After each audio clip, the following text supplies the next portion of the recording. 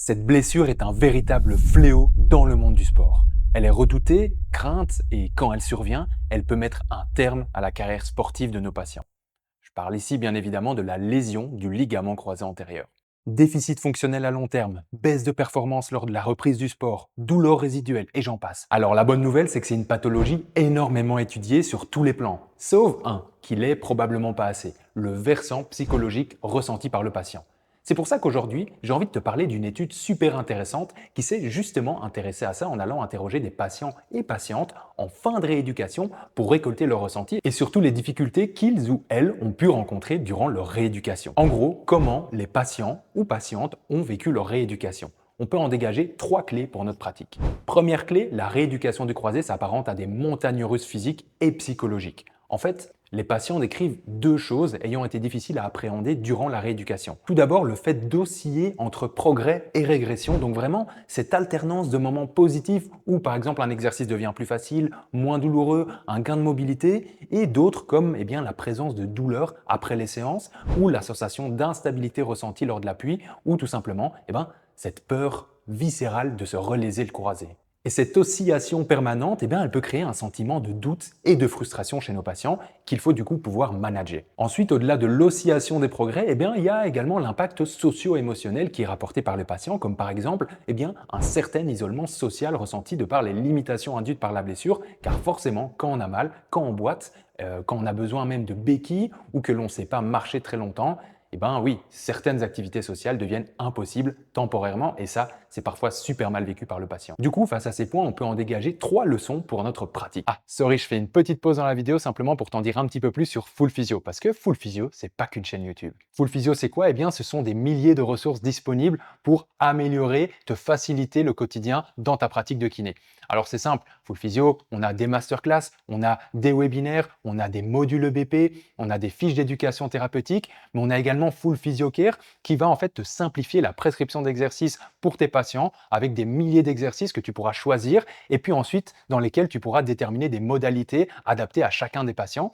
On a également Full Physio Academy qui est en fait une plateforme sur laquelle tu vas pouvoir retrouver énormément de formations données par des experts et passionnés dans leur domaine respectif, que ce soit des formations présentielles ou en distanciel. Alors évidemment, je n'ai pas l'occasion ici de t'expliciter l'intégralité des ressources disponibles sur Full Physio, mais comme ça te donne déjà un petit aperçu. Donc si toi aussi, tu as envie d'en savoir plus sur la kiné, tu as envie de te simplifier la pratique, tu as envie d'avoir au final une plateforme qui t'apporte l'information scientifique sans toi devoir aller la chercher à droite, à gauche, tu sais ce qu'il te reste à faire, viens nous rejoindre sur fullphysio.com. Ah, et sache aussi que Full Physio, c'est aussi un podcast qui s'appelle Entendons, que tu pourras retrouver sur toutes les plateformes et dans lequel tu pourras retrouver des échanges entre passionnés, des experts et expertes dans leur domaine gravitant autour de la kiné. Alors si jamais tout ça t'intéresse, tu sais ce qu'il te reste à faire, rejoins-nous sur fullphysio.com. Bon allez, retournons à la vidéo. Primo, il faut préparer nos patients au fait que la rééducation sera longue et non linéaire et que c'est normal d'avoir des jours avec et des jours sans. Ça fait en fait partie du jeu sans pour autant que ce soit signe d'une rééducation qui tourne mal. Deuxièmement, il faut encourager le patient à adopter une communication transparente avec nous afin de nous donner l'opportunité de gérer au mieux ses attentes et éviter les frustrations ou les baisses de motivation. Et tertio, il faut suivre psychologiquement notre patient et veiller toujours à évaluer au moins périodiquement comment il se sent afin de pouvoir s'y adresser et ou de se faire aider d'autres professionnels de santé si nécessaire. Deuxième clé, l'importance de l'implication du patient dans sa rééducation. Alors dans ce point, on va en dégager 3 éléments qui permettraient, a priori, d'améliorer la qualité de notre rééducation, toujours basée sur les retours des patients récoltés. Tout d'abord, le sentiment de contrôle. Donc les patients semblent se sentir mieux lorsqu'ils sont impliqués dans leur rééducation et dans la prise de décision concernant les exercices réalisés. Ensuite, on retrouve un autre élément qui est la fixation d'objectifs progressifs et précis, ainsi que la flexibilité des exercices proposés. Donc en gros, fixe des objectifs clairs et adapte toujours les exercices prescrits aux moyens logistiques du patient. Oui, je parle ici d'exercices prescrits, car idéalement, tu pourras prescrire des exercices à refaire en autonomie au patient afin qu'il puisse travailler en dehors des séances. Mais forcément, il faudra du coup tenir compte de la logistique du patient. Donc, a-t-il accès à une salle de sport? Fait-il ça de chez lui? Si oui, a-t-il du matériel ou non? Bref, il faut s'adapter au patient, bon, tu connais la chanson. Du coup, face à ces points, on peut en dégager de nouveau 3 leçons pour notre pratique. Primo, élaborer des objectifs individualisés et mesurables pour garder le patient motivé et impliqué dans sa rééducation. Donc, au lieu de donner du squat sans rien expliquer, tu peux donner du squat en expliquant pourquoi on réalise X répétitions avec telle charge, dans quel but et à quoi souhaite-t-on arriver à terme, etc.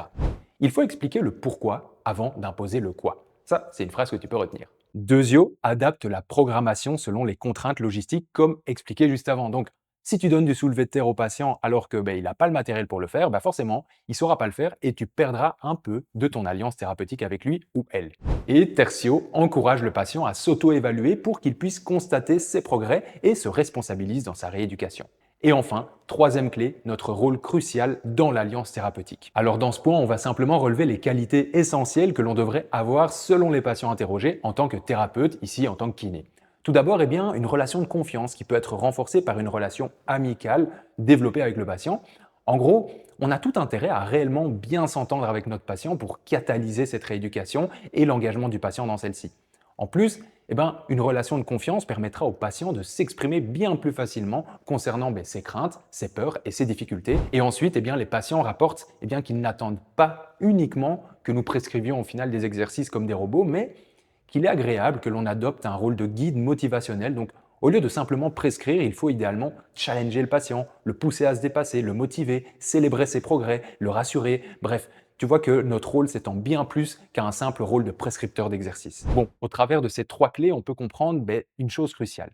La communication et la relation que l'on noue avec nos patients est un pilier essentiel de nos prises en charge et ces feedbacks de patients sont là pour nous le rappeler. C'est pour ça que je trouvais cette étude assez intéressante car en fait, elle donne réellement la parole aux patients, chose qui n'est pas souvent faite dans la littérature scientifique. Bon, on arrive à la fin de cette vidéo. Comme d'habitude, si j'ai pu t'apprendre quelque chose ou simplement si tu veux nous soutenir, n'hésite pas. Un petit like, un partage, un commentaire, bref, fais tourner la chaîne autour de toi, parle-en à tes confrères ou consoeurs kinés. Et puis moi, je te dis à très très vite dans une autre capsule vidéo.